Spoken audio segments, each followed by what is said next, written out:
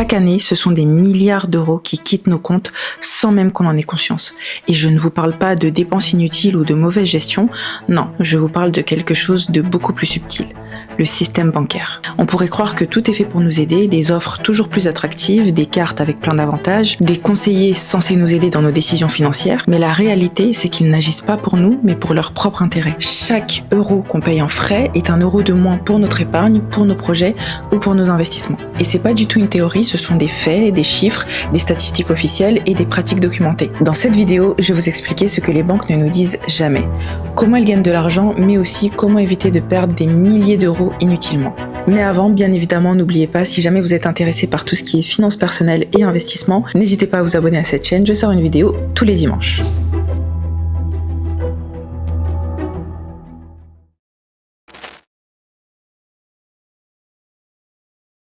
La première chose qu'il faut comprendre déjà, elle est très simple. Une banque, c'est une entreprise. Et comme n'importe quelle entreprise, son objectif principal, c'est de gagner de l'argent et de faire croître son activité. Et donc, pour y arriver, évidemment, elle va vendre des produits, des crédits, des cartes bancaires, des assurances, des placements ou encore des produits d'investissement. C'est pour ça que la personne que vous avez devant vous, ce qu'on appelle un conseiller bancaire, il n'est pas juste là pour vous conseiller, c'est aussi un commercial. Et dans beaucoup d'établissements, la rémunération des conseillers comporte une part variable qui va être liée à leurs objectifs commerciaux et qui peut représenter jusqu'à 40% de leur rémunération totale. Le problème, c'est que les produits les plus rentables de la banque sont très rarement les meilleurs produits pour nous. Parce qu'en fait, elles fonctionnent en architecture fermée, c'est-à-dire que les conseillers vont nous proposer les produits de la banque et pas les produits les plus pertinents du marché pour nous. Donc même le meilleur banquier, malheureusement, il pourra jamais vous proposer le meilleur investissement pour vous, les meilleurs placements, parce qu'il travaille avec les produits de sa banque et pas avec ceux de tout le marché. Et en plus, il faut savoir que les produits qu'ils vont nous proposer contiennent souvent beaucoup de frais et de commissions, et c'est ce qui va réduire en fait la performance de notre investissement. Je vous laisserai bien évidemment toutes les sources en barre d'infos si jamais ça vous intéresse.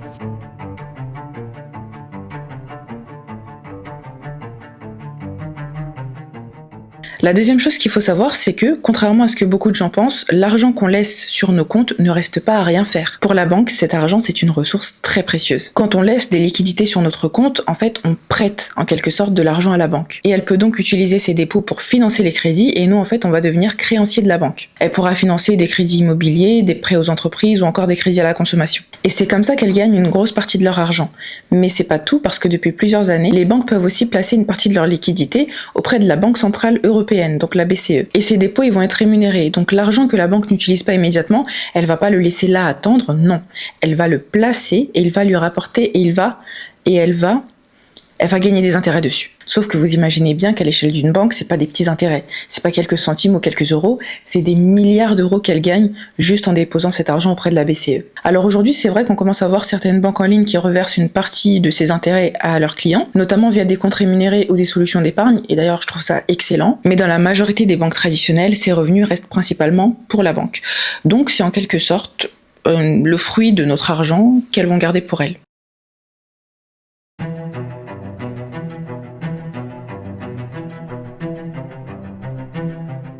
Un autre point dont on parle très peu, c'est que plus vous êtes en difficulté financière et plus vous faites gagner à la banque. En fait, quand un compte passe à découvert ou qu'un paiement est rejeté, la banque peut facturer plusieurs frais. Elle peut facturer des frais de commission d'intervention, des frais de rejet de prélèvement, des agios, des frais de lettres d'information. Et en allant comme ça peut très vite s'accumuler. Mais normalement, pour protéger les clients les plus fragiles, la loi, elle prévoit des limites sur les frais bancaires. Par exemple, les commissions d'intervention, elles vont être plafonnées à 25 € par mois. Et pour les personnes considérées comme financièrement fragiles, il existe une offre qu'on appelle l'offre spécifique pour clients fragiles. Avec cette offre, les frais sont encore plus limités parce que là, ça va être 20 € par mois et 200 € par an maximum. Mais le problème, c'est que, évidemment, pour bénéficier de cette offre, la banque doit d'abord identifier le client comme étant un client fragile pour lui proposer cette offre. Or, selon plusieurs enquêtes d'associations de consommateurs, cette offre n'est pas toujours proposée automatiquement, ce qui permet à la banque de continuer à facturer des frais beaucoup plus élevés.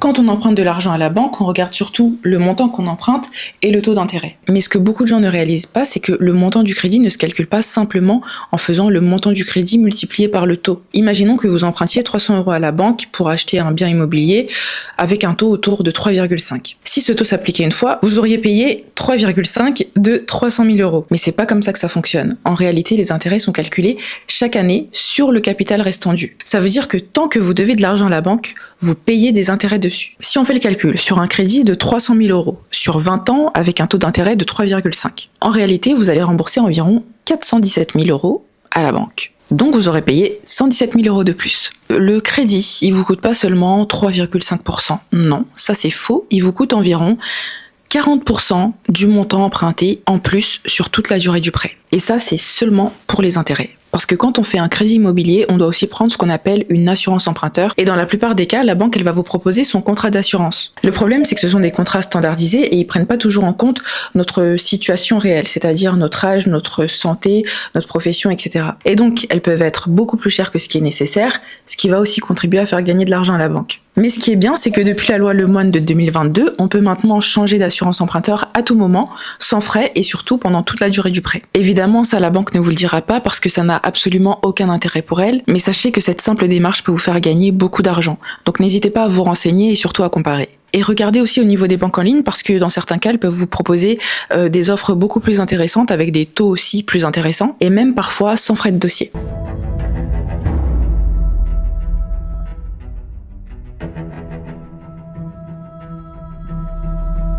Si vous regardez bien, les banques nous proposent souvent des cartes premium, des assurances supplémentaires ou des offres personnalisées qui peuvent plutôt sembler intéressantes pour nous. Mais ces offres ne sortent pas de nulle part parce qu'en fait, la banque a accès à une quantité énorme d'informations sur leurs clients. Les revenus, les dépenses, les habitudes de consommation ou encore la capacité d'épargne. Et grâce à ces données, elles peuvent analyser notre profil financier et nous proposer des produits très ciblé. En marketing, on appelle ça la segmentation client. Le but, c'est tout simplement de proposer le bon produit au bon moment pour augmenter les chances que le client accepte. Les cartes premium, par exemple, elles rapportent des commissions à la banque pour chaque paiement par carte. Mais ça, on le voit pas parce que ça passe directement par la banque du commerçant.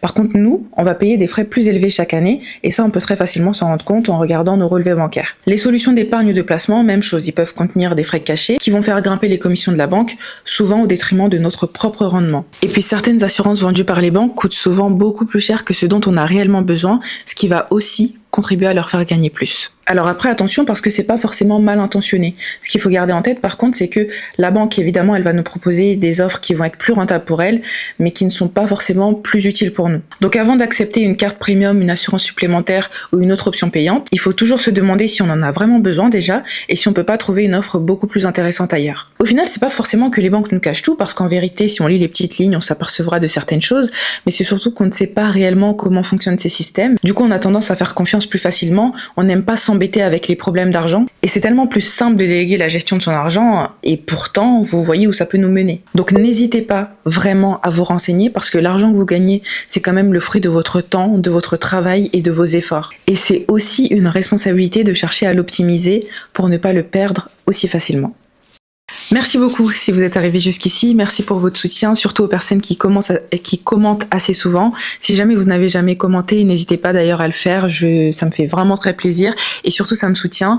N'hésitez pas aussi à partager cette vidéo si vous l'avez aimée et si vous pensez que ça peut intéresser d'autres personnes. Et nous on se retrouve la semaine prochaine dans une nouvelle vidéo.